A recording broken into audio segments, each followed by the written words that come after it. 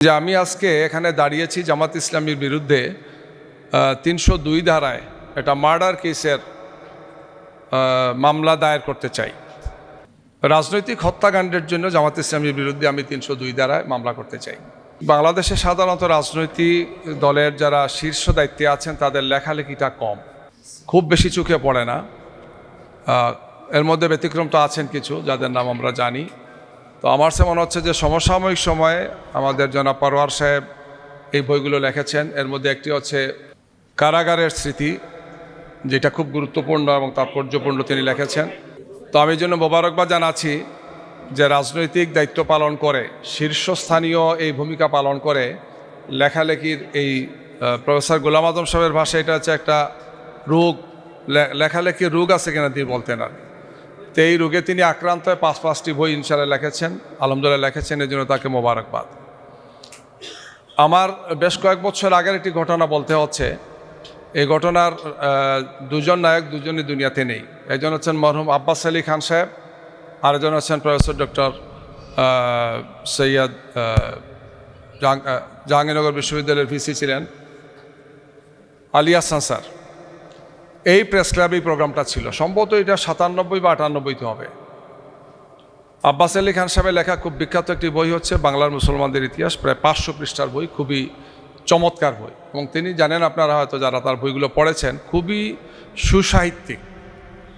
তো প্রধান অতিথি সৈয়দ আলী হাসান সাহেব যখন দাঁড়ালেন বক্তৃতা, খুব অসাধারণ তিনি আরম্ভ করলেন তার বক্তব্য দিয়ে।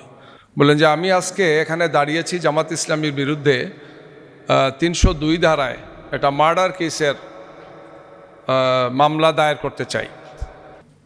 প্রধান অতিথি জন এরম আরম্ভ করেন, সবাই তো আশ্চর্য হয়ে যায় যে আসলেন বইয়ের মোড়ক উন্মোচনে আর বলতেছেন যে জামাতের বিরুদ্ধে তিনি ৩০২ ধারায় মার্ডার কেসের মামলা দায়ের করবেন। বলে আমি মামলাটা এই কারণে করতে চাই জামাতের বিরুদ্ধে যে জামাত ইসলামী আজকে যার বইটা আমি উদ্বোধন করছি, অর্থাৎ আব্বাস আলী খান সাহেবের কথা বলছেন, যে তার মতো একজন সুসাহিত্যিক, তার মতো একজন অসাধারণ ঐতিহাসিক, তার মতো একজন বিদ্বান ব্যক্তি, যিনি রাজনীতিতে না আসলে এই জাতি একজন ক্ষণজন্মা একজন ব্যক্তিত্বকে পেত সাহিত্যের অঙ্গনে, তার ভাষায়। তো জামাত ইসলামী রাজনীতিতে এনে তাকে হত্যা করেছে। রাজনৈতিক হত্যাকাণ্ডের জন্য জামাত ইসলামীর বিরুদ্ধে আমি ৩০২ ধারায় মামলা করতে চাই। তো তিনি যখন এটার ব্যাখ্যা দিলেন, তখন আমরা বুঝলাম যে ওনার ব্যাখ্যা কোন লাইনে তিনি কথা বলেছেন। তো এটা ঠিক যে আমাদের দেশে সাধারণত রাজনৈতিক নেতৃবৃন্দ লেখালেখি কম করেন, আমরা ফুল টাইম রাজনীতিবিদ হয়ে গেছি। অথচ আমেরিকার মতো একটি দেশের রাষ্ট্রপ্রধান, একাধিক রাষ্ট্রপ্রধানের বই আছে যেগুলা মিলিয়ন মিলিয়ন কপি চলে, একাধিক আছে, আপনার বাজারে এগুলো জানেন কি। বা ইংল্যান্ডে আছে, ইউরোপে আছে, তাদের অসাধারণ সাহিত্য লিখেছেন, চমৎকার সব বইগুলো লিখেছেন, বা ইউরোপের বাইরে অনেকে লিখেছেন গিয়ে।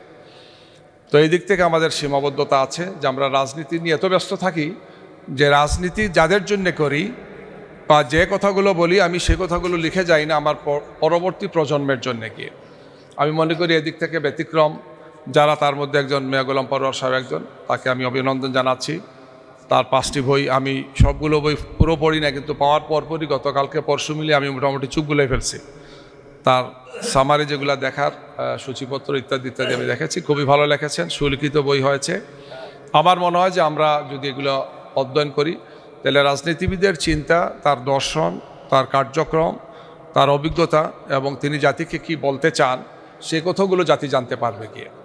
আর আমরা যারা রাজনীতিতে আছি, আমাদের জন্য দোয়া করেন আমরা রাজনীতি কম করে যাতে কিছু কিছু লেখালেখি করতে পারি, আর পড়তেও পারি আর লিখতেও পারি। তো লেখার জন্য পড়াটা অপরিহার্য। বলা হয় থাকে যে যদি 1 পৃষ্ঠা লিখতে চান তাহলে 10 পৃষ্ঠা পড়তে হয়। তো আমরা যেহেতু পড়ি না, সুতরাং আমরা লেখিও না। আমরা যাতে সবাই পড়াশোনা করি, সবাই যাতে আমরা লেখালেখি করি, যাতে শুধু আমাদের জন্য নয়, আমাদের পরবর্তী প্রজন্মের জন্য, অনাগত সেই মানুষগুলোর জন্য যাতে আমরা কিছু দিয়ে যেতে পারি, সেই প্রত্যাশা আমাদের থাকলো, আমার থাকলো। আমি আবারও আজকের অনুষ্ঠানের সম্মানিত প্রধান অতিথি সহ অতিথিবৃন্দকে মোবারকবাদ জানাচ্ছি। এটা সুন্দর আয়োজন, এটি ব্যতিক্রমধর্মী আয়োজন। আপনারা অনেকেই এখানে আসছেন, বিশেষ করে সাংবাদিক বন্ধুরা। আমরা সবাই যাতে আমাদের এই প্রিয় দেশটিকে, যে দেশটি দীর্ঘ 16 বৎসর জালিমের কবলে ছিল, মুক্ত হয়েছে, আমরা যাতে আর কোনো জালিম এখানে না দেখি। আমরা একটি সুন্দর, সুস্থ এটি গণতান্ত্রিক বাংলাদেশ, একটি সমৃদ্ধ বাংলাদেশ, একটি মানবিক বাংলাদেশ যাতে আমরা সবাই মিলে করতে পারি। আমি সেই প্রত্যাশা ব্যক্ত করে সবাইকে ধন্যবাদ জানিয়ে আমার কথা শেষ করছি। আসসালামু আলাইকুম। বাংলাদেশ জামাত ইসলামের সম্মানিত সেক্রেটারি জেনারেল অধ্যাপক মিয়া গোলাম পরোয়ার ভাইয়ের লিখিত 5টি বই,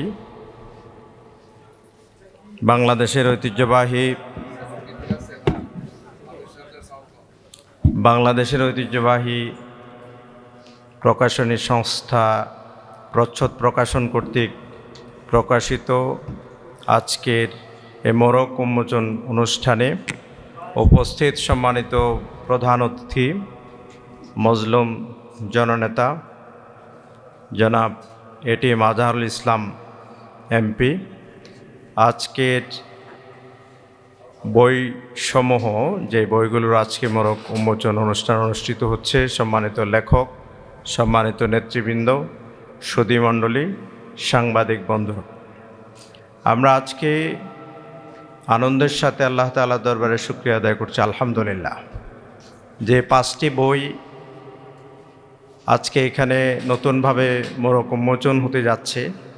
প্রতিটি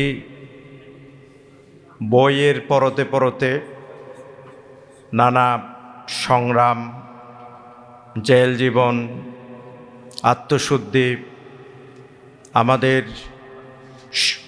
যে কোনো পরিস্থিতি মোকাবেলা করার জন্য ধৈর্য, সুকুন, এই বিষয়গুলি সম্মানিত লেখকের লেখনীর মধ্য দিয়ে এসেছে এবং এই বইগুলোতে স্থান পেয়েছে। আজকের এই অনুষ্ঠানটি একেবারে আনুষ্ঠানিক ছোট একটি অনুষ্ঠান, কিন্তু এই বইয়ের পরতে পরতে অনেকগুলো ঘটনা, অনেকগুলো বক্তব্য, অনেক চড়াই উতরাই এখানের মধ্যে রয়েছে। আমি মনে করি এই বইগুলি পড়ার মধ্য দিয়ে আমরা যারা ইসলামী আদর্শকে অনুসরণ করি, লালন করি, আগামী দিনে যে কোনো পরিস্থিতি মোকাবেলা করে আমরা আল্লাহ তাআলার সন্তুষ্টির জন্য, এদেশে মানুষের মুক্তির জন্য ইনসাফপূর্ণ একটি রাষ্ট্র প্রতিষ্ঠা, আমরা নিজেদেরকে মানবিক ব্যক্তি হিসেবে গড়ে তোলা এবং সমাজ সংশোধনের কাজে আমরা ভূমিকা পালন করার ক্ষেত্রে এই বইগুলো আমাদের সহায়ক হবে বলে আমি প্রত্যাশা করি।